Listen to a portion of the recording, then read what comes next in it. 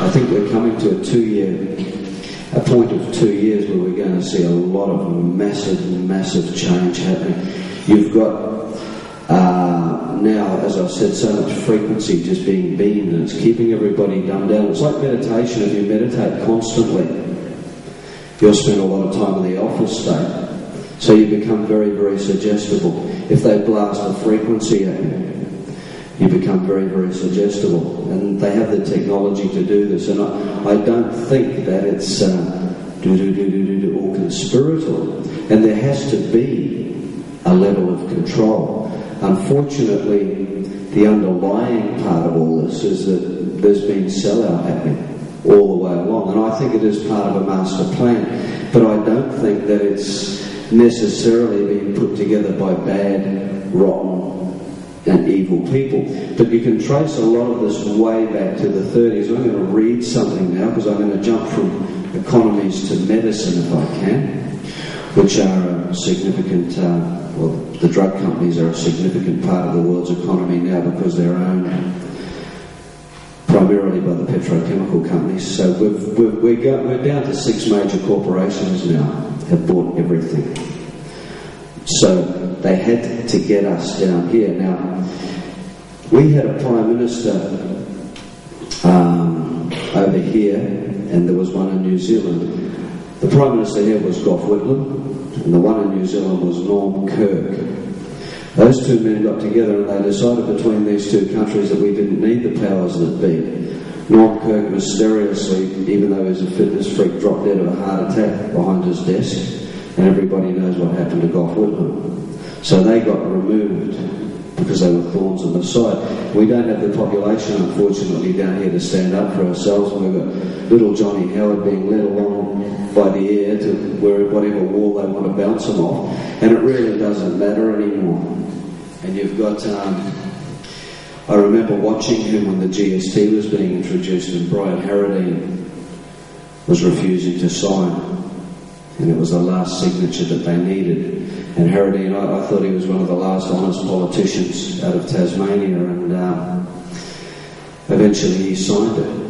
But before he did, I was watching Howard get on TV going in blind panics that this GST wasn't going to go through, and I think the orders from on high were that it must go through. So Harradine eventually signed it, and then completely faded away. You don't even hear of the man anymore. He probably got a posting in New York as an ambassador or something like that. But all these things have been happening for so long, and there's a chap by the name of Stuart Wilde who has a very good saying that I've never forgotten, and I read it in a book, and it was, all politicians lie to all of the people all of the time. And when you think about it, that must be the way the politicians have to be, because they're trying to please everybody. So if they're not direct lies, they're half-truths, and they're things that are said to make people appear to be happy. You know yourself, every time voting comes around, you get the great pack of lies, and then they fall over, and half of what they promise isn't delivered anyway.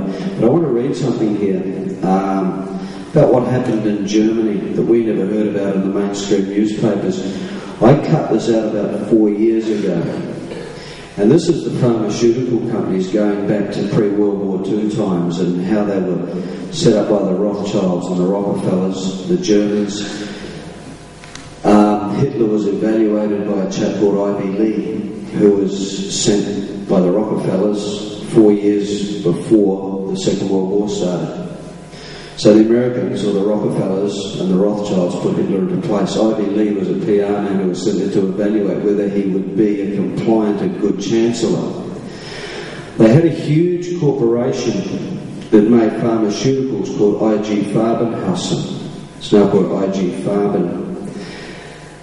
All the bomber pilots that ever took off in the Second World War were instructed not to drop a bomb on this massive industrial complex. The industrial complex was being used to make bullets, guns, and all those sorts of things. So we weren't allowed to bomb that. So as a great con went on. Then at the Nuremberg trials, this is what I'm going to read about. And this is where we're being led with health today.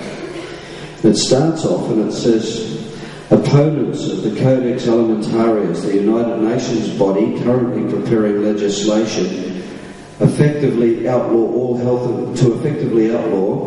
health information regarding the use of vitamins and other natural, non-patentable health products, staged a dramatic tribunal in Berlin and accused the giant pharmaceutical corporation, Pharma Cartel, and ex-German Chancellor Helmut Kohl of crimes against humanity. Now, this never made the mainstream newspapers.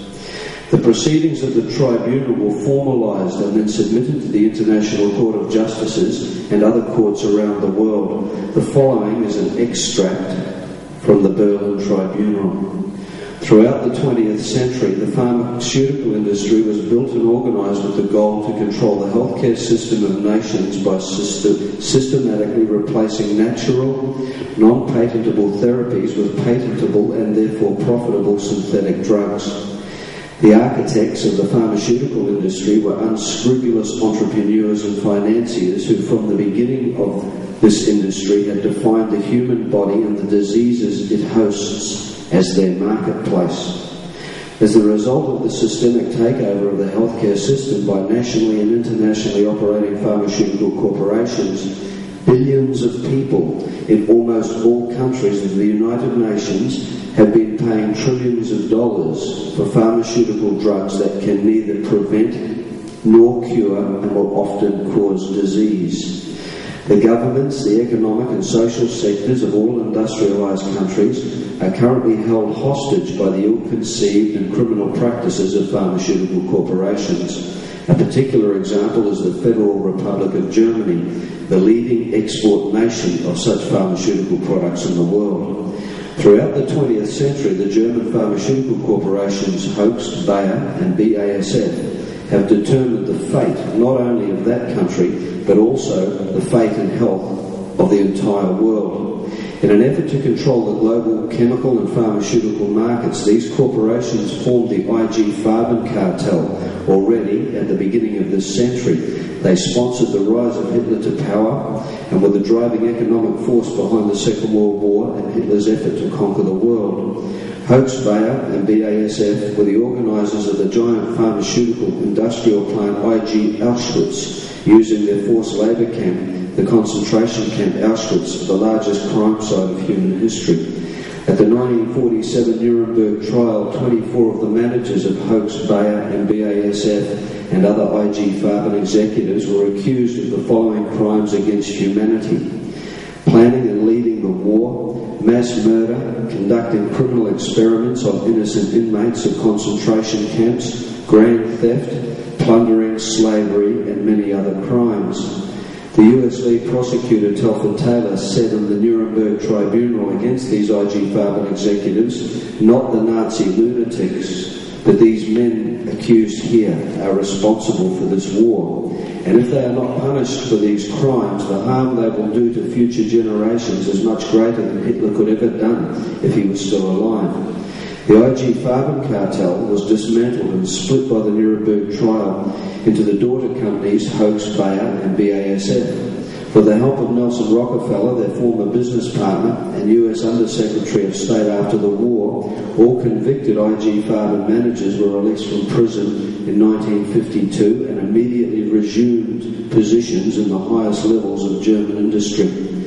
The prediction of the Nuremberg tribunal prosecutor Taylor soon became a reality. In post-war Germany, the positions of chairman of Hoechst, Bayer and BASF were held by wartime IG Farben directors and former members of the Nazi Party for over a quarter of a century after the Second World War. Hoechst, Bayer and BASF lost no time to build up other political leaders to serve their interests in post-war Germany. Between 1959 and 1969, Helmut Kohl worked for the Verband der Chemischen Industrie, the Association of Chemical Industry, the largest lobby organisation of chemical pharmaceutical industries in the world. This industry systematically promoted Helmut Kohl's political career, thereby continuing to instrument the German government for their global expansion plans, and their investment paid out. Now, 50 years after the Nuremberg tribunal, the criminal IG Farben cartel was split into Hoechst, Bayer and BASF, and each of these three daughter companies is 20 times larger than the IG Farben empire ever was. Today, these IG Farben successors are the largest exporters of pharmaceutical products in the world, maintaining an industrial network over 120 countries of the world. For almost 2 decades, Helmut Kohl has been heading the German government. During this time, the government of Germany became the political spearhead of the global conquest of the pharmaceutical industry and of the worldwide genocide and mass murder committed on their behalf. So, that's what our pharmaceutical companies are doing to us. Now, I spent a long time working as a therapist, and you find people would get prescribed all these medications that seemed to manage things that didn't make them better and always had side effects. Eventually I realised when you read a bottle of any pharmaceutical medication, you'll find that it usually ends in hydrochloride, which is an acid. What it does over years is it burns all the fine nerve endings out. And now they've got all these drugs that they're feeding us to supposedly cure us. And there must be drugs out there that work to help people. You know, you have painkillers and things that will work, but we've been conned to a great degree. They are experts at it. They tell us if you've got heart problems, you need to take half an aspirin every day, because aspirin thins the blood. The only time aspirin ever thinned anybody's blood was if they were on medication for ulcers, which is Brufen. Then it would work, but at no other time does it work. So they've got probably 5 or 6 million people a day taking an aspirin. So you can imagine at the end of the year what that works out for Bayer. And we've got ADD now. There's plague of Ritalin and dexamphetamine popping for children. I call it absent dad disorder myself. There are genuine cases, but there's a lot of children out there now that are just systematically throw a pill down their throat. So there's some very, very strange stuff happening with the pharmaceuticals, with medicine.